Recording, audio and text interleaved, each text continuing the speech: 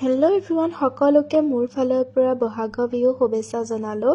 আৰু যিহেতু আমাৰ গৰু আছেই ঘৰত, সেইকাৰণে দাদাই হালধি দি পেলাই এনেদৰে লগালে, গা চা ধুৱালে আৰু আমিও এনেকৈ ফটো চটো উঠিলোঁ আৰু ময়ো হালধি চালধি লগাই দিলোঁ।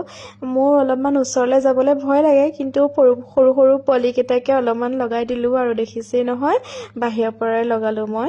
আৰু তাৰপিছতে আমাৰ ঘৰত আজি আলহীও আহিলে দেই, মানে বাহঁত আহিলে আৰু বিহু বুলি দৈ চিৰা ক্ৰীম গোল্লা এইবিলাক খাবলৈ দিলোঁ, যিহেতু আজি বিহু হয়।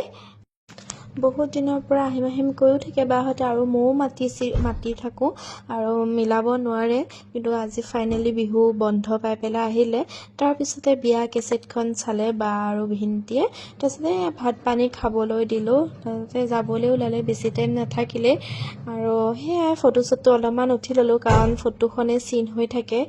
ফটো চটো উঠি ল'লোঁ আমি চবেই। আৰু জাৰিদে কৈ আছে, জাৰিদৰ মনটো বেয়া, ৰিচ কাকা গুচি গ'ল কাৰণে।